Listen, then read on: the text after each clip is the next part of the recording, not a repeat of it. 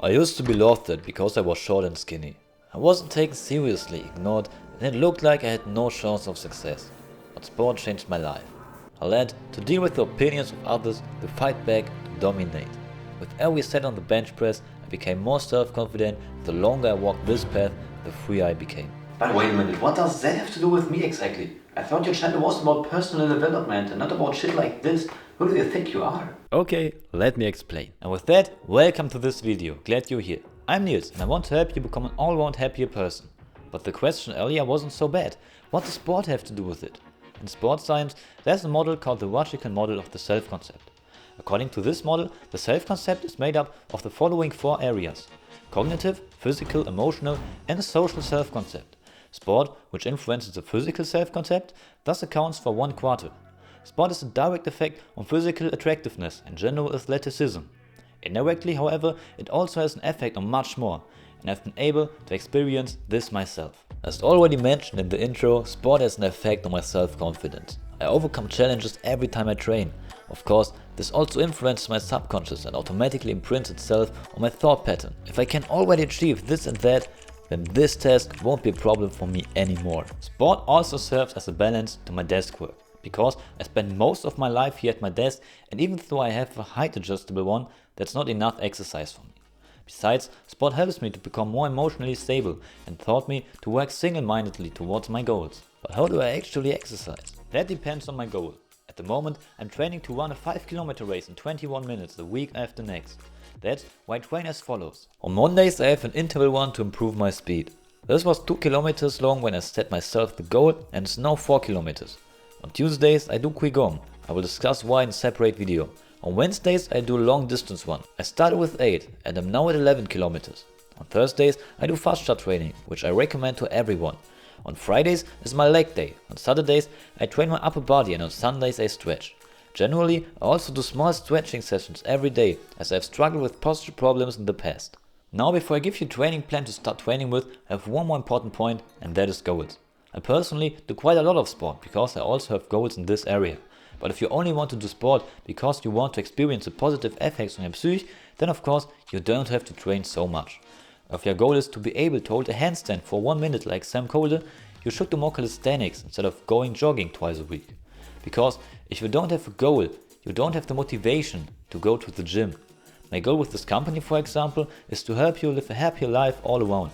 Without this goal, without this why, I won't have the energy to sit down and create this video. That's why the following training plan is simply designed to build good basic muscle. With these muscles you can then start to work on your personal goals. The time required per week is 60 minutes, namely 3 training sessions of about 20 minutes each. This is a recommendation for health-oriented strength training by Holman and Striedel, 2 sports physicians. Monday is a rest day. Tuesday are the first training session. Thursdays and Saturdays the other 2. I will now show you how these are structured. The training is structured so that you always train for 30 seconds and take a break for 30 seconds. You do 2 sets per exercise. When I explain the different exercises, I always mention exercises for complete beginners and for people who may already have training experience but have had a longer break. After the warm-up, the workout for the legs begins. For beginners, I recommend normal squats, but if you like, you can also do lunges and jumps. Then it's on to the calves. Simply stand on a small elevation and push yourself upwards with your legs stretched out. You can do this on 2 legs but also on 1 leg. Now we come to the back, and for this we need a towel. Then lie on your stomach, stretch the towel and pull it under your chest. If you're already advanced, you can also do normal pull-ups. The second exercise for the back is as follows. Support yourself on your elbows and feet on the floor and push your belly upwards. While doing this, tense your buttocks. Advanced practitioners can do the bridge here. Now let's move on to the chest. For this you need a backpack, which you pack full. Then lie on your back and press the backpack upwards like a bench press. If this is too easy for you, you can do normal push-ups. The second exercise, which also challenges the triceps, is diamond push-ups on the wall. If you're already advanced, just do normal diamond push-ups on the floor. Now let's move on to the shoulders. For this exercise you take 2 water bottles, stretch your arms out to the side at right angles and make small circles. To start with, it is sufficient to do the exercise without the water bottles. To exercise your arms as well, sit or squat down so that your legs are at right angles. Then press your palms against each other and squeeze. For the second set, switch sides. Now let's move on to the core. For the first exercise, lie on your back, put your hands under your buttocks and lift your legs. If this is too hard, angle your legs. For the last exercise, lean on your elbows and do a side plank. Then you go down with your hips, up and then lift your leg upwards. For the beginning, it's also sufficient if you only hold the side plank. So this is my training plan for beginners. You don't need any special equipment for the exercise, so there are no more excuses.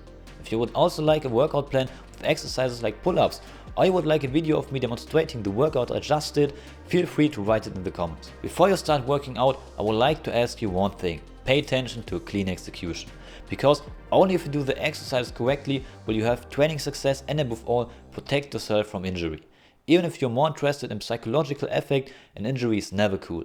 As you saw in the video, sport changed my life. Today I live a life that I'm grateful and happy to live. In this video you've been given everything you need to get started, to change your life too. So, will you allow sport to change your life too?